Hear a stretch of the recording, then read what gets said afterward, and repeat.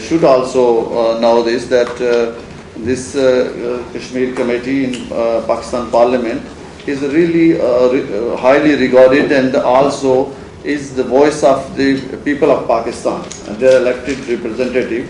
And we want to convey this message from the overseas communities as well, that all the members of parliament should acknowledge this, that this is the highest formed committee in Pakistan Parliament, and that is acknowledged by the overseas community, especially 1 million Kashmiris living in Great Britain. And they should be acknowledged this, and we will see in the future that the member of parliament should attend this sort of session definitely. Thank you very much. Dr. Nazir Shah. I know he has a seminar tomorrow at some stage, and then he is holding a meeting in House of Lords on 2nd of December. Bismillahirrahmanirrahim. Chairman Maulana Fazal Rehman Sahab, Chairman Parliamentary Kashmir Committee, His Excellency the High Commissioner, and the members of the parliamentary delegation. I welcome you to United Kingdom, and I thank you on behalf of 1 million Kashmiri diaspora for passing a unanimous resolution in the Pakistan National Assembly, which we had requested you, sir, when we met you in your office. And I think that is the collective consciousness of the people of Pakistan, for the people of Jammu and Kashmir, who are struggling for their basic rights, fundamentally the right of self-determination. I would like to inform this House that today Mir Wais Umar Farooq, the chairman of all parties parliamentary group, was attacked in Chandigarh when he was interacting with a civil society deliberation. And such things have occurred earlier as well. In Delhi, Sayyid Ali Gilani was attacked when he was sharing stage with Arundhati Roy, and Shabir Ahmad Shah, he was attacked when he was released after 10 months of illegal detention in Jammu. My dear friends, this is the state of affairs. This is the state of human rights. On one side, political space is being denied to Kashmiri leadership, and on the other side, their fundamental rights are violated and their life is also in jeopardy. It is true that, as has been voiced by the chairman himself, that recently President of the United States of America visited India, and he promised them support for their United Nations Security Council seat. Will it happen or not? Because there are long processes in between. Is it just a flattery or acceptance of India's emergence? But I would say that the worst perpetrator of human rights violations has been rewarded just for economic benefits, which should not have been the policy of the greatest democracy of the world.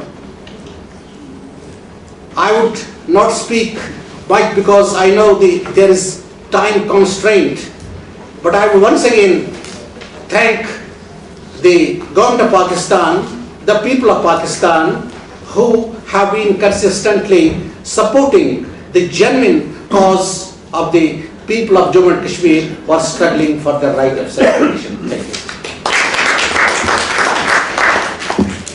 Can I invite Kumar Sarkar? And as I told you all earlier, he is the convener of South Asian Forum, and they represented us on Stop the War Coalition and passed a resolution. Kumar Sarkar. Thank you, Mustaq, for this invitation to come here and say a few words on behalf of Britain South Asia Solidarity Forum.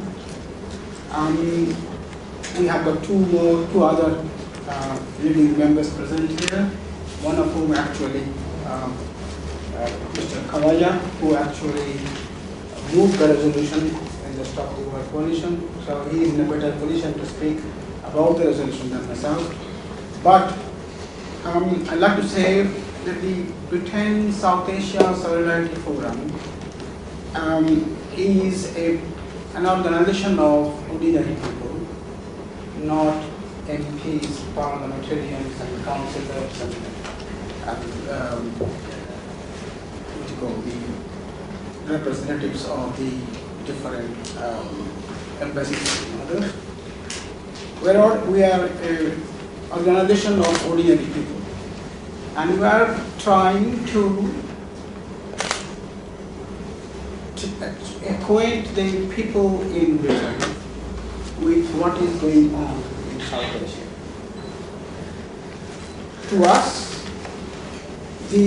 what is happening in Kashmir is not a religious issue. It is not a Pakistani issue. It is not an issue of international disputes.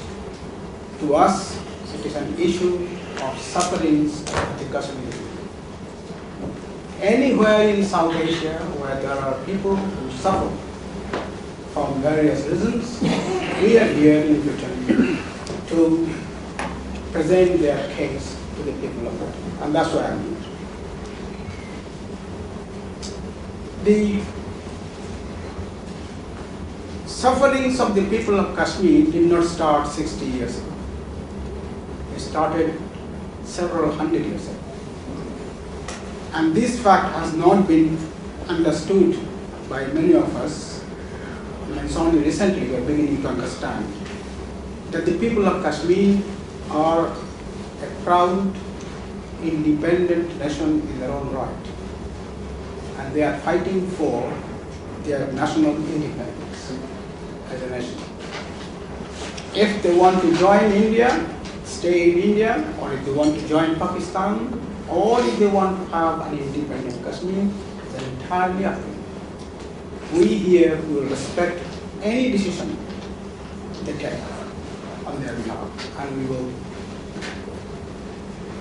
emphasize their cause, their aspirations, their what they want, and we will try to acquaint the people here about their situation. I was just reading one paragraph just now of our own resolution, and what a series of problems affecting the people of Kashmir. In 1819, Kashmir was conquered by the Sikh ruler Ranjit Singh. In 1845-46, East India Company. We are here, Kashmir is here, so we would like you to address challenges of Kashmir Dispute 2010 rather than going back to 1846. Somebody is reading the resolution. I can only do what my organization has asked me. Okay, fine. Quickly. Yeah, let's take 2 more minutes. In 1845-46, East India Company, following the First Anglo-Sikh War, ceded Kashmir to India. Shortly after, Kashmir was sold by the Treaty of Amritsar to Gulab Singh, Raja of Jammu, who thereafter was given the Maharaja title of Maharaja of Jammu and Kashmir. Kashmir came under the rule of Maharajas, although the majority of the population was Muslim, except in the Jammu region, until the partition of British India with the formations of the Union of India and Pakistan in 1947. Maharaja Hari Singh was bearing the rule of Kashmir. All I was trying to say from this paragraph, how successive feudal regimes have exploited the people of Kashmir. And today, the situation is as bad as before, and all we want from the South Asia Solidarity Forum is for the Indian government to respect the resolution of 21st April 1948, which said the final disposition of the state of Jammu and Kashmir will be made in accordance with the will of the people expressed through the democratic method, free and impartial plebiscite conducted under the auspices of the United Nations. Thank you. I think we all agree that we are asking for implementation of the resolution which you have just commented. Can I invite Councillor Masoodan. And by the way, Maulana Sahib is coming back, he's not gone, he's still here. So can I ask the journalist to stay here and speak to him later on once the meeting is finished? Councillor Masoodan.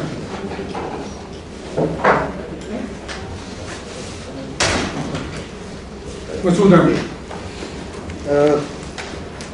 Thank you very much, Lashari Sahib, Janab High Commissioner Sahib, Deputy High Commissioner Sahib, Deputy Mayor Sahib, and delegation members, brothers, sisters, Assalamu Alaikum. I represent London Borough of Waltham Forest, and I just want to highlight here what we have done in the past or what we intend to do in the future about the Kashmir. London Borough of Waltham Forest is the first council in whole of United Kingdom who passed resolution on Kashmir over maybe 20-25 years ago. And only 4 years ago we passed another resolution on Kashmir. And we sent copies to the ministers, to the government, Prime Minister and all the officials, demanding them to obey and respect the United Nations resolutions.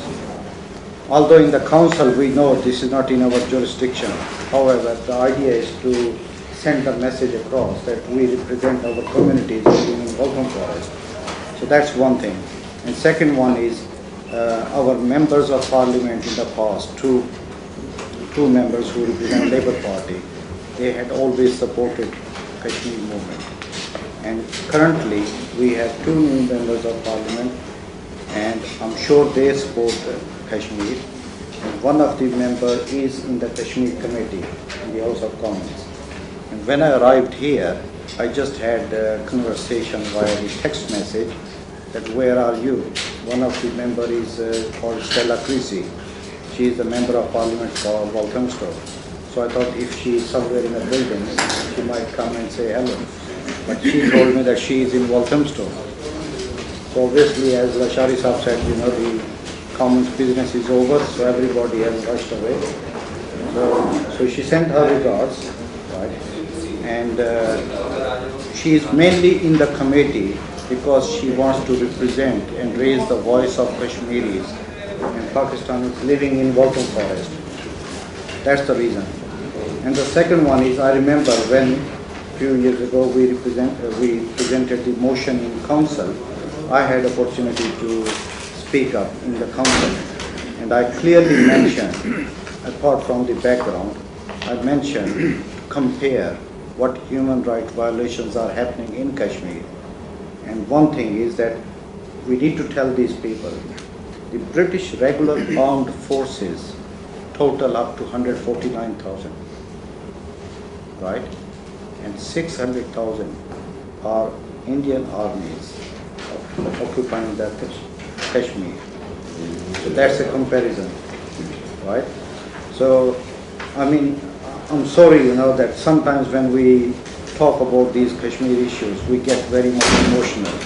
But the fact is, unfortunately, the superpowers, the big countries, they are having double standards. And they just go for the economic reasons, not for the political reasons. So I hope that here we should have the Amnesty International representatives. I'm not sure whether they are here or not. They have always spoken out the right things. And unfortunately, the members of parliament should have been here, quite a few at least. But I'm a little bit disappointed, you know, that there should have been few members of parliament. That's the only way to raise our voice to these people, you know. There are 652 members of parliament in the British House of Commons. And if there is not a single person, then I'm really disappointed. But it's not your fault. When we organize quick meetings, then obviously things go wrong. But anyway, Could I appreciate Mr. Mayor,